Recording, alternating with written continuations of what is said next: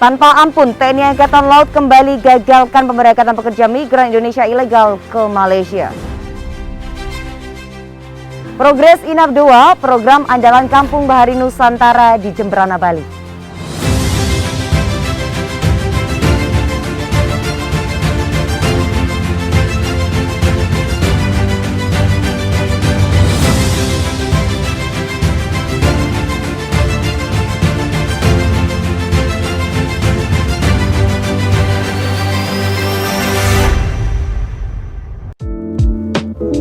Masa depan adalah milik mereka yang mempersiapkan hari ini. Hello netizen, apa kabar Anda hari ini? Senang sekali saya Uli dapat kembali hadir menjumpai Anda dalam Nevi News edisi Rabu 2 Maret 2022. Tentunya dengan sejumlah informasi yang telah kami siapkan untuk Anda.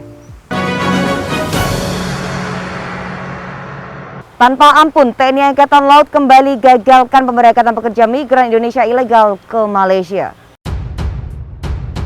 Tanpa ampun, TNI Angkatan Laut kembali gagalkan pemberangkatan pekerja migran Indonesia ilegal ke Malaysia. Fleet One Quick Response Pangkalan TNI Angkatan Laut Dumai dan tim gabungan Satgas Dispam Sanal berhasil menggagalkan upaya pemberangkatan 22 orang calon pekerja migran Indonesia atau PMI secara ilegal ke Malaysia di pesisir pantai Sebat Kabupaten Bengkalis, Provinsi Riau. Perwira Pelaksana Lanal Dumai Letkol Laut Polisi Militer Anwar Rahman mengatakan bahwa keberhasilan tim gabungan dalam menggagalkan upaya pemberangkatan PMI secara ilegal tersebut berawal dari informasi yang diterima dari agen di lapangan terkait adanya rencana pemberangkatan calon PMI secara ilegal melalui pesisir pantai Sebat Kabupaten Bengkalis, Provinsi Riau menuju Malaysia menggunakan speedboat.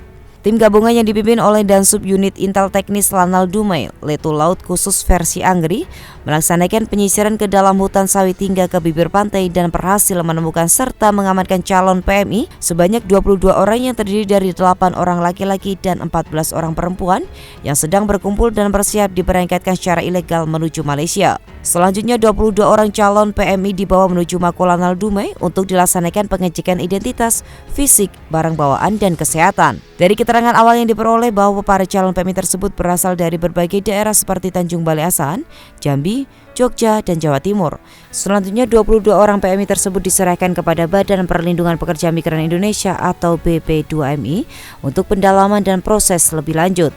Sementara itu, Pangkalan TNI Angkatan Laut Tanjung Balai Asahan kembali menggagalkan aksi pekerja migran Indonesia atau PMI ilegal yang diduga akan diberangkatkan ke negara Malaysia. 75 PMI ilegal yang terdiri dari 45 laki-laki dan 20 orang perempuan dari berbagai daerah ini digerebek di sebuah gudang milik Rashid Ridho, SDNG Kelurahan Mata Halasan, Tanjung Balai, Sumatera Utara. Penggerebekan dipimpin langsung Komandan Lanal Tanjung Balai Asahan Letkol Laut Pelaut Aan Prana Tua Sembayang sesaat mendapat informasi dari masyarakat ada penampungan PMI ilegal yang isunya di backing dan mengaku sebagai anggota TNI Angkatan Laut.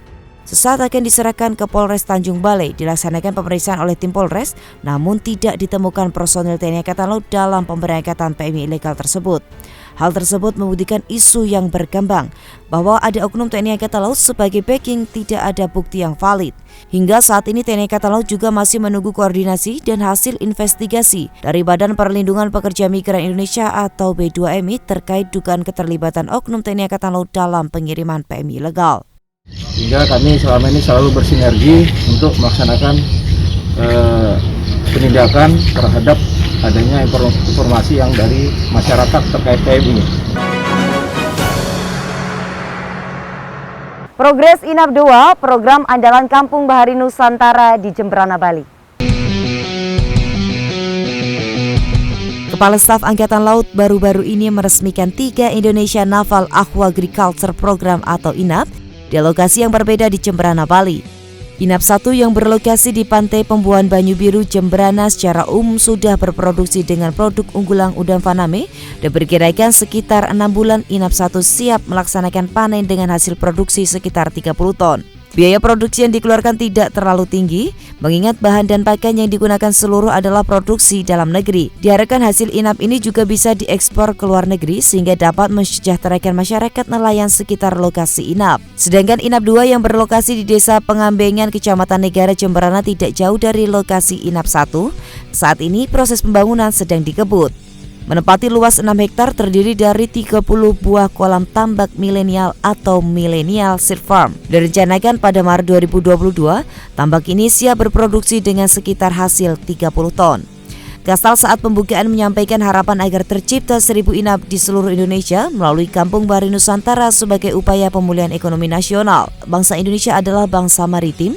Saatnya mengembalikan kejayaan Indonesia dengan berdaulat pangan melalui hasil laut Nusantara. Teriakan Jala Seva Jayamai menyelimuti kegembiraan anak kolong sambut kedatangan Kasal di Tanjung Uban, Pulau Bintan, episode 1. Jala Seva! Jala Seva! Jala Seva! Tawa kebagian anak kolong yang merupakan putra-putri prajurit TNI Angkatan Laut pecah saat bertemu dengan Kepala Staf Angkatan Laut Laksamana TNI Yudo Margono yang didampingi Ketua Umum Jalasinastri Nyonya Vero Yudo Margono pada momen peninjauan komplek perumahan Fasharkan Mentigi yang berada di Kampung Jeruk, Tanjung Uban. Anak-anak yang rata-rata berusia 5-10 tahun berkumpul menyambut kedatangan pemimpin TNI Angkatan Laut tersebut dengan penuh kegembiraan. Berawal saat Asrena Kasal Laksamana Muda TNI Abdul Rashid yang ikut dalam rombongan mengajak anak-anak meneriakkan semboyan TNI Angkatan Laut Jala Seva Jayamai. Dengan penuh semangat dipimpin salah satu anak komplek yang bernama Yogi Prasurya Darmawan berusia 10 tahun meneriakkan semboyan yang berartikan justru di laut kita jaya.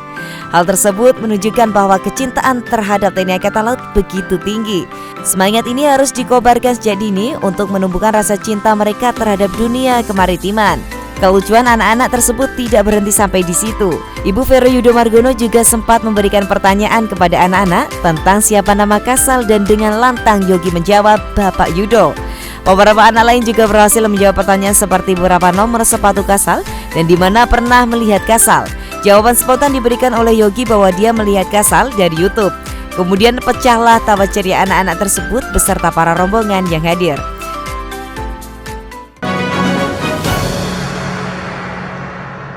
Kenang 80 tenggelamnya 2 kapal perang Amerika dan Australia pada Perang Dunia Kedua di Selat Sunda, delegasi perwakilan kedua negara gelar tabur bunga di laut menggunakan KRI Usman Harun 359.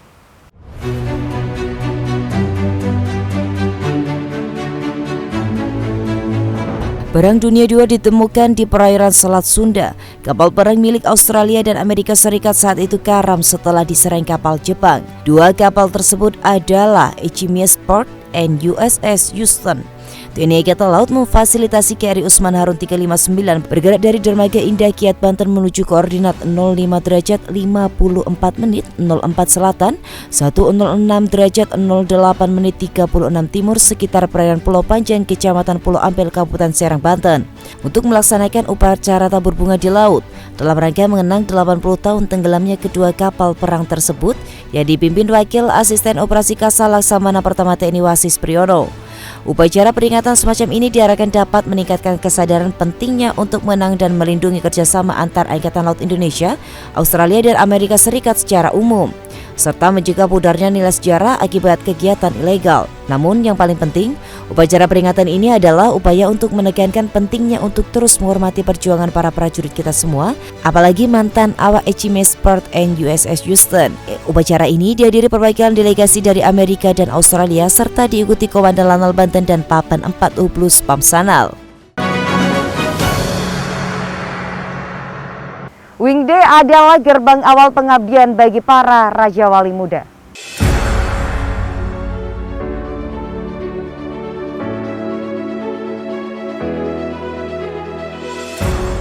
Bertempat di lapangan Apron Hanggar Lanudal Juanda, hari yang sudah ditunggu bagi 9 Raja Wali muda lulusan Sekolah Penerbangan TNI Angkatan Laut, yaitu Wing Day penutupan dan pelantikan penerbang TNI Angkatan Laut Angkatan ke-25 tahun 2020. Sekaligus pembaretan dan penyematan Privat Penerbang TNI Angkatan Laut yang dipimpin oleh Wakil Komandan Kodiklatal Laksamana Muda TNI Agus Haryadi.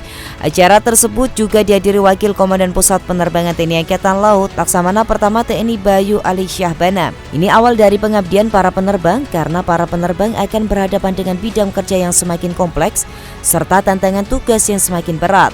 Salah satu konsekuensi dari lompatan teknologi yang begitu pesat serta perkembangan lingkungan strategis yang sangat dinamis, tegas Wadan Kodiklatal. Sebagai lulusan terbaik berhasil diraih oleh Ledalaut Suplai Bagus Nur Hidayatullah yang merupakan alumni Akademi Angkatan Laut Angkatan ke-63. Adapun untuk acara tradisi ini, maksud dan tujuannya adalah menjadikan simbol bahwa para penerbang muda yang baru saja lulus dari pendidikan ini memasuki gerbang penugasan yang baru sebagai pilot Angkatan Laut yang aktif, yang siap mendukung tugas penerbangan Angkatan Laut dan TNI Angkatan Laut itu sendiri. Ya netizen, berita tadi sekaligus menutup perjumpaan kita kali ini. Tetap patuhi protokol kesehatan dan tetap melaksanakan 5M. Mencuci tangan, menggunakan masker, menjaga jarak, mengurangi mobilitas, dan menjauhi kerumunan. Dan mari bersama-sama mendukung program pemerintah melalui vaksinasi. Pakai masker harga mati, tidak pakai masker bisa mati. Maritim Jaya, Indonesia maju, Jala Sweva, Jaya Mahe, justru di laut kita jaya. Terima kasih dan sampai jumpa.